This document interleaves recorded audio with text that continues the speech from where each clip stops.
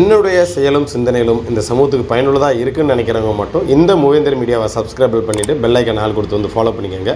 மூவேந்தர் மீடியாவுக்கு உதவணும்னு நினைக்கிற உறவுகள் கீழே கொடுக்கப்பட்டுள்ள வாட்ஸ்அப் நம்பருக்கு தொடர்பு கொள்ளுங்கள். நன்றி.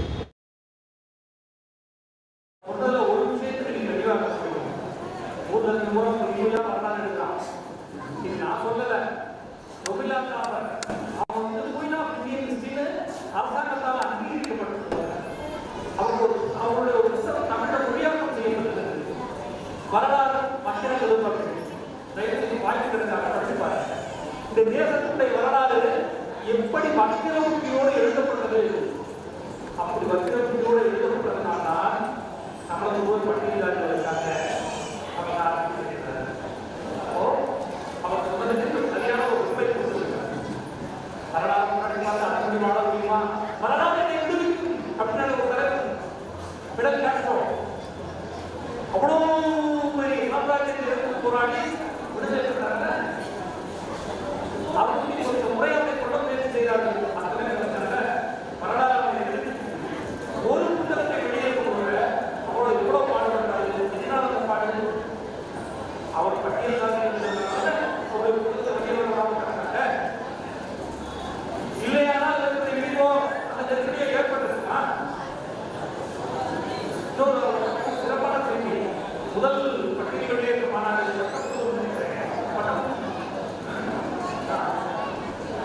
அங்க நடந்தாச்சு. கிட்டத்தட்ட 11 வருடம் ஆயிடுச்சு இவ்வாறு நடந்தது. அவர் தான் பட்டியல் வெளியேற்ற மாநாடு நடத்தார். அதனால் இதை அட்வொகேட் பண்றது இதை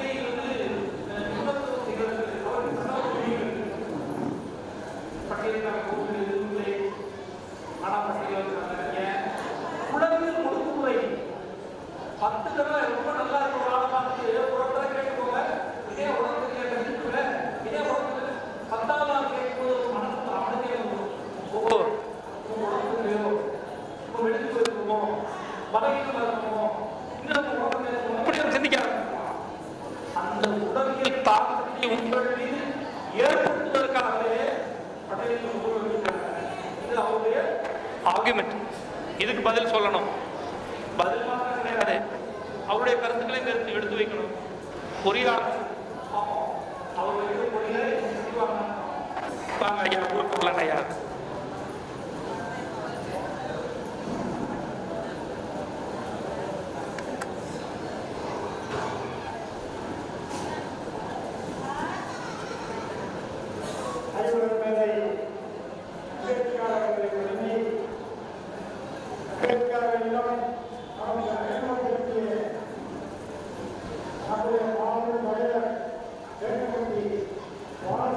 ஐயா அவர்களை நினைவு கூர்ந்து ஐயா தேக்கப்பட்டியார் அவர்கள் அம்பேத்கரை இங்கே மதுரையிலே 1946 அழைத்து வந்து இங்கே அறிமுகப்படுத்தினார். அப்பொழுது தியாகியார் இமானுவேல் சேகரனை அம்பேத்கருக்கு அறிமுகப்படுத்தினார் என்பது வரலாறு. அந்த வரலாற்றை பதிவு செய்தவரும் தம்பி செந்தில் மல்லர். அவர்களுக்கும் நன்றியை கூறி இந்த நேரத்தில் இந்த ஏற்பாட்டினை செய்த தம்பி தினேஷ் மல்லருக்கும் இந்த நினைவில் கலந்து கொண்டிருக்கக்கூடிய அருமை தம்பிமார்கள் செந்தில் மல்லர், தமிழ்மாறன், மையவன், மதிப்பிற்குரிய ஐயா கிறிஸ்தாஸ் காந்தி, ஐங்கரன், அன்பு உறவுகள் அனைவருக்கும் என்னுடைய வணக்கத்தை தெரிவித்துக் கொள்கிறேன். தம்பி செந்தில் மல்லர் நிறைய வரலாறுகளை சொன்னார். அந்த வரலாறு சொல்கிற அவங்களெல்லாம் நமக்கு தெரிஞ்சவங்க. நானும் கூட இருந்திருக்கேன். தங்கராஜ் சரி, இதே மதுரையில் நாங்கள் வந்து ஒன்றா பயணித்தவங்க தான். இந்த இதுகள்லாம் தம்பி மண்ணுரிமை என்ற புஸ்தகம்லாம் எழுதினார் செந்தில் மல்லர். நாங்கள்லாம் சேர்ந்து எழுதி வெளியிட்டோம். இந்த மீண்டலம் பாண்டிய வரலாறு எங்கள் வீட்டில் இருந்து தெரியும். அவர் தான் ஆரம்பித்தார். இல்லை, அதெல்லாம் நல்ல விஷயங்கள். அதில் நமக்கு ஒரு மாற்று கருத்தே கிடையாது. ஆனால் எது எப்படியோ பட்டியலில் தற்போது இருக்கின்றோம். அது எப்படி வச்சா என்ன வச்சான்னு அதை பேசுகிறத விட பட்டியலில் இருந்து கொண்டு எப்படி வாழ்க்கையை முன்னேற்றுவது அப்படிங்கிற ஒரு விஷயத்தை பற்றி பேசுனா நல்லா இருக்கும். அதற்கு கொஞ்சம் அரசியல் தெரியணும். அரசியல் தெரிஞ்சாதான் நம்ம பட்டியலில் இருந்து நாம் எப்படி முன்னேறலாம் அப்படிங்கிறத நம்ம பேச முடியும். அதாவது 1865 இந்த நாட்டை ஆண்ட ஆங்கிலேயர்கள் அனைவருக்கும் கல்வி திட்டம் என்று ஒன்றை கொண்டு வந்தார் மெக்காலே அவர்கள். ஆனால் நமக்கு கல்வி கிடைத்ததா என்றால் கிடைக்கவே இல்லை. காரணம் என்ன என்றதை நான் பின்னாடி கூறுகிறேன். 1865 எப்போ நாம் எத்தனை ஆண்டுகளாக கடந்து வந்தாலும் கூட அனைவருக்குமான கல்வி கிடைக்கவே இல்லை. கிடைக்கவே இல்லை என்பதை நான் எப்படி ஆணித்தரமாக சொல்லுகிறேன் என்றால் 1915 ஆங்கிலேயர்கள் ஒரு சர்வே எடுக்கிறாங்க. என்னடா நம்ம எல்லாத்துக்கும் கல்வி கொடுத்தோமே, யாருக்குமே இன்னும் போய் சேரல, யாரா படிச்சா அப்படின்னு சொல்லி தேடுனா 9% தான் அன்னைக்கு கல்வி கற்றவர் 1915 9%. அந்த 9%த்தில் 75% பார்ப்பனர்கள், 2-3% தான் வேற ஆளுங்க. அப்ப என்ன அர்த்தம்? 1915 வரையில் கல்வி நம்ம அனைவருக்குமே கிடைக்கல. அவன் எந்த ஜாதியா இருந்தாலும் சரி, பார்ப்பனர்களை தர எவனுக்கும் கிடையாது. அப்ப அதனுடைய இது என்ன அப்படின்னு சொன்னா, கல்வி லாக்காவை எடுத்து பார்க்குறாங்க. கல்வி லாக்காவில் எத்தனை பேர் வேலை செய்கிறாங்க அப்படின்னு பார்த்தா 499 பேர் அந்த நேரத்தில் கல்வி லாக்காவில். அந்த 499 பேரில் 400 பேர் பார்ப்பனர்கள், 99 பேர் இந்த எடுபிடி வேலை செய்கிற ஆளுங்க. சட்டமன்றத்தில் எடுத்து பார்க்குறாங்க. சட்டமன்றத்தில் வேலை செய்கிறவர்கள் 1915 57 பேர். 57 பேர்ல 51 பேர் பார்ப்பனர்கள், 7 பேர் வேற ஜாதிக்காரர். அதாவது இது எதுக்கு சொல்றேன்னா, அன்று நாடு பார்ப்பனர் கையில் மாட்டிக்கொண்டது. அது மட்டுமல்ல, எந்த துறை எடுத்து பார்த்தாலும் சரி கல்வி பார்ப்பனர்களை தவிர எவனுக்குமே கிடைக்கவில்லை. அப்போ அன்றைய ஆங்கிலேய அரசு நீதி கட்சிகள்லாம் சேர்ந்து என்ன பண்ணலாம் அப்படிங்கிற போது, வகுப்பு வாரி பிரதிநிதித்துவம் அப்படி கொடுத்தாலாவது வேற ஜாதிக்காரங்களாம் வேலைக்கு வருவாங்களா அப்படின்னு சொல்லி வகுப்பு வாரி பிரதிநிதித்துவம் ஒன்று கொடுக்குறாங்க. இதெல்லாம் உங்களுக்கு புரியுதா புரியலையா எனக்கு தெரியல, நான் சொல்றேன் தெரிஞ்சுக்கங்க. அந்த வகுப்பு வாரி பிரதிநிதித்துவம்ங்கிறது மொத்தம் 12 வேக்கன்சின்னு வச்சுக்கோங்க. 12 வேக்கன்சியை யார் யாருக்கு கொடுக்கலாம் அரசில் அப்படின்னா, 5 பேர் பிராமணர்கள் அல்லாதோர், 2 இடம் பார்ப்பனர்களுக்கு, 2 இடம் முஸ்லீம்களுக்கு, 2 இடம் ஆங்கிலேய இந்தியர்களுக்கு, 1 இடம் சூத்திரர்களுக்கு. மொத்தம் 12 இடம் சரியா போச்சா? அப்படியும் கொடுத்து பார்த்தானுங்க. அது காலப்போக்கில் என்ன ஆகி போச்சுன்னா, கல்வி வளர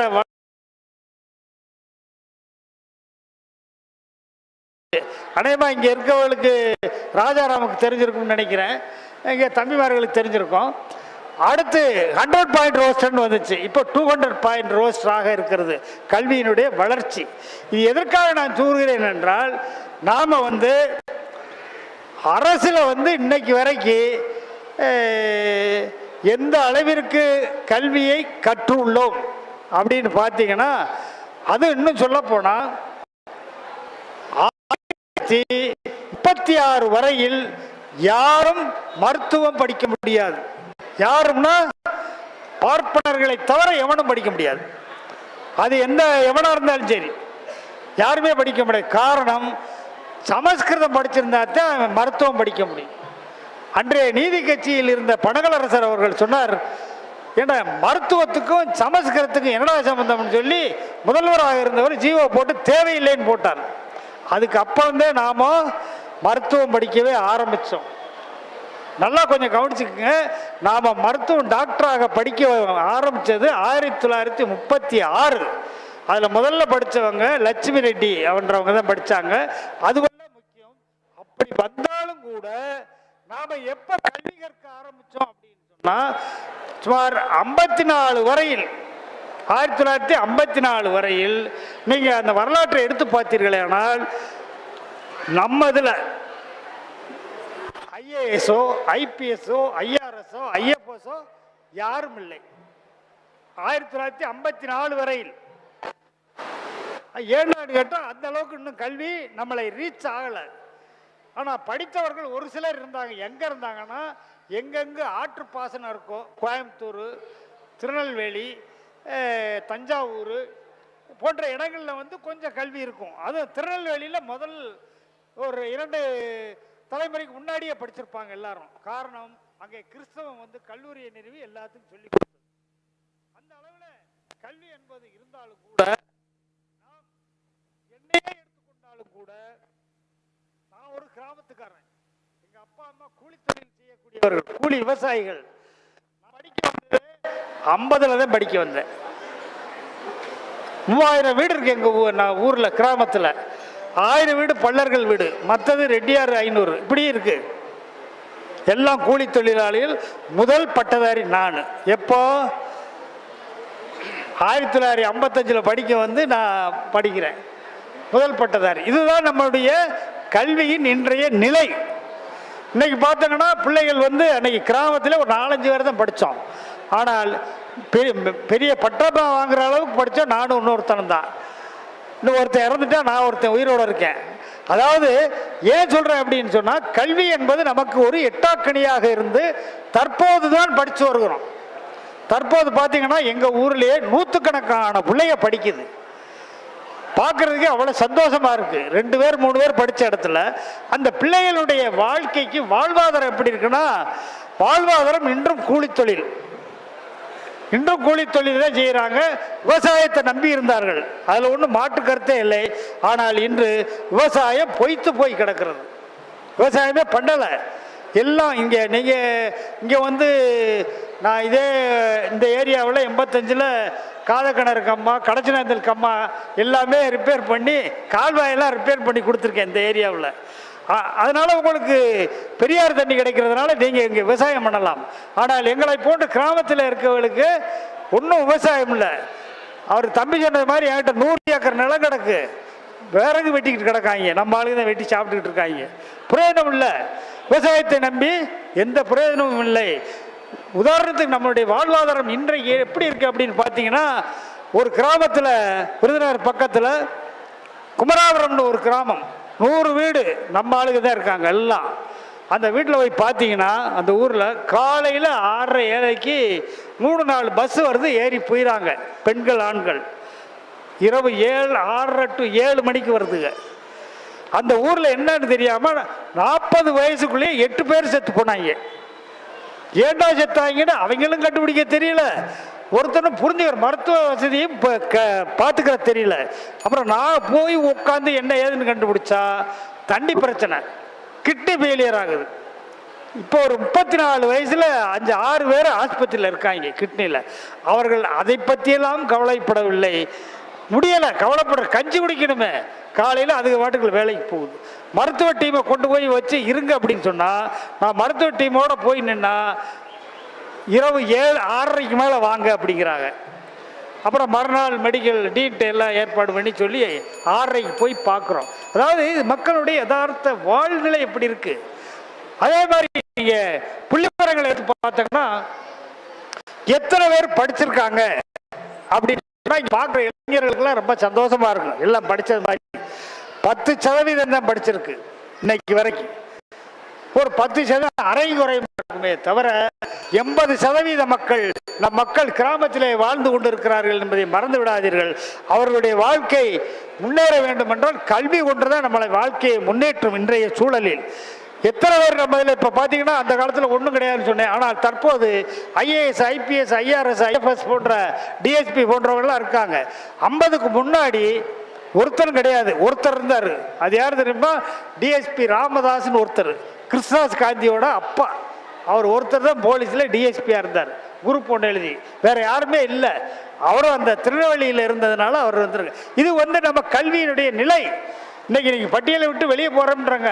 போனாங்கன்னா கிராம மக்கள் பூராம தற்போது படிச்சுக்கிட்டு இருக்க பிள்ளைகளுக்கு எதுவுமே கிடைக்காது. இன்று அரசு வந்து பல நலத்திட்டங்களை கொடுக்குது. அது ஒன்றும் ஓசியாக கொடுக்கல, நம்முடைய வரியிலேருந்து நமக்கு நலத்திட்டங்களாக வழங்குகிறார்கள். அதை இப்போ தான் பயன்படுத்த ஆரம்பிச்சிருக்கோம். கண்டிப்பாக என்ன சொல்கிறேன் அப்படின்னு சொன்னால், ஒரு 2 நிமிஷம், அதாவது எப்படின்னு சொன்னால், அது அந்த நலத்திட்டங்களை பயன்படுத்தி எவன் முன்னேற ஆசைப்படுகிறானோ அவன் தான் முன்னேற முடியும். இப்போ வியாபாரங்கள் இதுகளெல்லாம் நம்ம ஆளுக்கு இறங்குனதே இல்லை. ஆனால் சார் கிருஷ்ணதாஸ் காந்தி போன்ற நல்ல எண்ணம் கொண்டவனுடைய முயற்சியால் சிஏஐ அப்படின்னு ஒன்று ஆரம்பித்து இன்னைக்கு அனைவருக்கும் லோன் வாங்கி கொடுத்து பிஸ்னஸ் இதுவரைக்கும் பண்ணுறவங்க வந்து ஒரு 500 பேருக்கு மேலே நல்ல பிஸ்னஸ் பண்ணுறாங்க. நீடித்தால் 1000க்கு மேலே வரும். அதே மாதிரி பஞ்சாயத்து யூனியன் பஞ்சாயத்து பிரசிடெண்ட்டாக இருக்கவங்க 1000 பேர் இருக்காங்க. நீடித்தால் 2000 பேர் வரலாம். அதே வந்து எம்எல்ஏ 44 பேர் இருக்கா. முயற்சி செய்தால் 44 பல்லர்களும் வரலாம். ஆனால் நம்முடைய ஒற்றுமை இல்லை. 110 எம்பிக்கள் இருக்கா. முயற்சி செய்தால் வரலாம். ஆனால் நம்மகிட்ட ஏதாவது ஒற்றுமை இருக்கான்னா ஒன்றுமே கிடையாது. முதல்ல அதை ஒற்றுமையை வளர்த்து அதற்கான கல்வி நிலையில் நாம் முன்னேற வேண்டும். இப்போ வெளியே போகக்கூடியவர்கள் தயவு செய்து வரலாறுகளை பேசுகிறார்கள். அந்த வரலாற்றை நானும் சொல்லுகிறேன். தற்போதைய நிலையிலிருந்து முன்னேறதுக்கு என்ன வாய்ப்பு, வழிவகைகள் என்ன என்பதை அதாவது கடல்ல கிடக்கும். அதில் நீந்துறதுக்கு எது கிடைச்சாலும் நீந்தி முன்னேற வேண்டும், வெளியேற வேண்டுமே தவிர பழமைகளை பேசுவதனால் இந்த சமூகம் அழிந்து போகும். அதனுடைய வெளிப்பாடு தான். அதாவது ஒரு விஷயத்தை நான் ஓப்பனாக பேசுகிறேன். இங்கே பிஜேபி உறுப்பினர்கள் நிறைய பேர் இருக்குங்க, பார்த்துருக்கேன். இது வந்து என்னை பொறுத்தவரையில் இது சமூகத்திற்கு மிகப்பெரிய கேடு. ஏன்னு கேட்டீங்கன்னா அவன் வந்து ஜாதி இருக்கணுங்கிறான். ஜாதி இருக்கும் வரை நான் முன்னேறதுக்கு வாய்ப்பு இல்லை. நீங்கள் எந்த வேணா ஜாதி வேணாம், ஒன்று செய்யுங்க, எல்லாரும் நேராக ஐயராக போயிருங்க, முன்னேறிடலாம். ஏன்னா இப்போ ஐயருக்கு தான் எல்லாமே வேலை கொடுக்குறேன், வேறு எவனுக்கும் கிடையாது. அது ஓப்பனாகவே பார்லிமெண்ட்டில் சொல்கிறேன். அந்த புள்ளி விவரங்கள்லாம் வேணும்னா கொடுக்கலாம், நேரம் இல்லை. ஆகவே தயவு செய்து ஒரு இடமாற்றத்தினால ஒரு சமூகம் முன்னேறும்னு நினைத்தோம்னா இருக்கிறதை விட்டு இழந்து நாசமாத்தான் போவோம். அப்படிங்கிறது தான் எங்களுடைய பதிவு. அதில் வந்து ஏன்னு கேட்டிங்கன்னா கண்டிப்பாக அதில் ஒன்றும் மாற்றுக்கருத்தே இல்லை. பிஜேபியை பொறுத்தவரையில் ஜாதி இருக்கணும். ஒரு பாப்பா கூட டிவியில் பேசுகிறேன், டிவியில் நாய்க்கெல்லாம் ஜாதி இருக்குது, மனிதருக்கு ஜாதி இருந்தால் என்ன அப்படிங்கிறான். அப்போ ஜாதியை இந்த அடுக்குமுறை இருக்கும், இந்துத்துவா இருக்கும் வரை இந்த ஜாதிய அடுக்குமுறை இருக்கத்தான் செய்யும். ஜாதிய அடுக்குமுறை இருக்கும் வரை ஒடுக்குமுறை இருக்கத்தான் செய்யணும். ஆகவே கல்வி ஒன்றே. இன்னைக்கு என்னைய பார்த்து ரெட்டியார் பையன்லாம் இந்த அந்த குடும்பம் மேகம் தானே பள்ளம் தானே அப்படின்னு கேட்டவன் போகிறான். இன்னைக்கு ஐயா இன்ஜினியர் ஐயாங்கிறான். ஏன் கல்வி ஒன்றுதான் எனக்கு. இப்படி இல்லை என்றால் நான் ஒன்று சொல்கிறேன். 1972 நான் வேலைக்கு போகிறேன். எங்கே திருவண்ணாமலைக்கு போனபோது என்ன ஜாதின்னு கேட்டாங்க. அங்கே வன்னியர் இருக்கேன், பறையன் இருக்கேன், பள்ளம் கிடையாது. பல்ல எப்படி இருக்கானோ பறைய எப்படி இருக்கானோ அப்படித்தான் வன்னியன்னு இருக்கான். கூரை வீடு, அவனுக்கு கூரை வீடு. நான் போனேன்னா நான் சொன்னேன் இந்த மாதிரி பல்லன்னு சொன்னேன். பல்லன்னு சொன்னால் அது என்ன ஜாதின்யா? நான் எஸ்சின்னு. எஸ்சியா பார்த்தா தெரியலன்னு, நாளைக்கு வேணா நெத்தியில் எழுதிட்டு வரணுப்பா அப்படின்னேன். வீடு கிடையாது உனக்கு, போடா வீடு இல்லை, என்ன பறைய வீடு இருக்குது, அங்கே போய் இருந்துக்கிறேன் அப்படி. எனக்கு ஓயவே இருந்தேன் ஒருத்தன் அசிஸ்டண்ட்டு. எப்போ ஒரு வீடு வரப்போனேன், அவன் வீட்டில் போய் தங்கினேன். ஏன்? தாராளமாக நாம் தெரிஞ்சு நம்ம வந்து பலனா பிறக்கணும்னு ஆசைப்படலை. எப்படியோ பிறந்தாச்சு. பிறந்த ஜாதியை சொல்றதுக்கு தயக்கமே வேண்டியதில்லை. நானும் சரி, என் மனைவியும் சரி. என் மனைவி முதுகுளத்தூரில் வேலை பார்த்தா அப்போ விருதுநர்னு நீங்கள் நாடாராம்பாங்க. இல்லை நான் பல்லர் அப்படிம்பா. வீடு கிடையாதுங்க, போடா வீடு கிடையாதுன்னு. நீங்கள் என்று ஜாதியை மறைக்க நினைக்கிறவர்களோ அன்றுதான் நமக்கு வந்து கேடுகாலம். அதனால ஜாதியை பற்றி யாரும் கவலைப்படாத. வாழ்க்கையில் முன்னேறுவதற்கான முயற்சிகளை அனைவரும் மேற்க வேண்டும். அதற்கு ஒரே தீர்வு கல்வி ஒன்றே. அடுத்து வியாபாரம், தொழில்துறைக்கு எத்தனையோ பரதன் இருக்காரு, சார் இருக்காங்க, எவ்வளோ பண்ணுறாங்க. அதெல்லாம் நீங்கள் பயன்படுத்தி வாழ்க்கையில் முன்னேற வேண்டும். ஆதிராவிட நலத்திலிருந்து ஏகப்பட்ட ரூபா கொடுக்குறாங்க, வாங்குறதுக்கு நாதி இல்லை, வாங்க தெரியலை. அதை கைட் பண்ணலாம் படித்தவங்க, அதை செய்ய மாட்டேங்கிறாங்க.